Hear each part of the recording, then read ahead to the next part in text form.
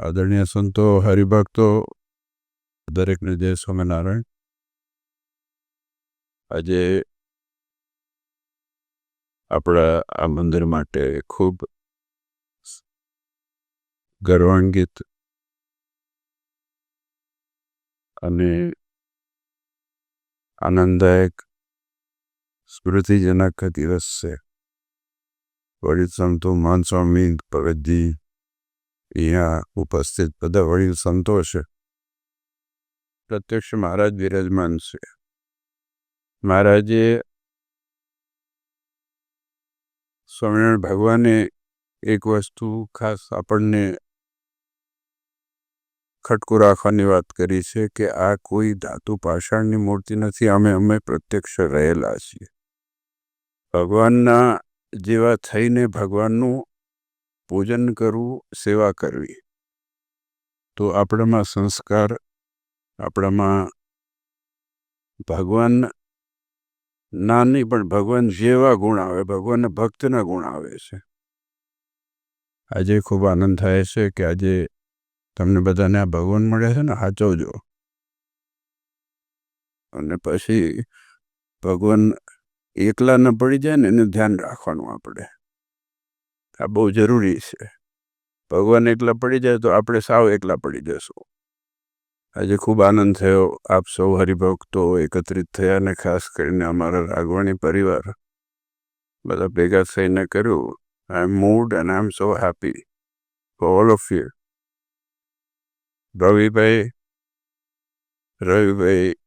ધનજી, આ બધા મંજી બાપાને બધા આ ત્રણે વડીલોના જેને આ મંદિરના પાયામાં બહુ મોટું યોગદાન શું પ્રારંભ જ એમને કર્યો છે. અને you coming together, I am seriously moved and thank you so very much. અને માત્ર આ પરિવાર નહીં પણ આ પણ આખો પરિવાર બધા એક જ થઈને આપણે જો ભગવાન આપણા એક છે, અક્ષરધામ એક છે, આ ધ્યાન રાખીને આપણે ચાલવાનું છે. ક્યાંય બીજી પંક્તિ પડવાની નથી. પંક્તિ ભેદની મહારાજે ના પાડી છે. અને એ જેટલું આપણે ભગવાનને આગળ રાખીને કાર્ય કરશું એટલે આપણે અત્યંત સુખી થશું, મહાસુખી થશું, એવું મહારાજે કીધું છે. હવે વિશેષ નથી કહેવું. ખૂબ આનંદ થયો. અને બસ ભગવાનને સેવજો, ભગવાનની પૂજા રાખજો, ભગવાનને આગળ કેન્દ્ર બિંદુમાં રાખી અને કાર્ય કરો. બસ આપ સૌનું ભગવાન મંગળ અને રૂડું કરે, સંકલ્પ પરિપૂર્ણ કરે, એ જ નાના દેવના ચરણોમાં પ્રાર્થના.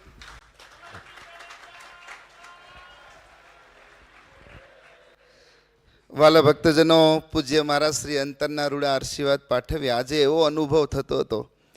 200 વર્ષ પહેલાં મહારાજ એ નરનાર દેવના એની પ્રતિષ્ઠા કરવા માટે અમદાવાદ આવ્યા હોય, ભુજ આવ્યા હોય, એ લક્ષ્મીનારાયણ દેવની પ્રતિષ્ઠા કરવા માટે વડતાલ ગયા હોય.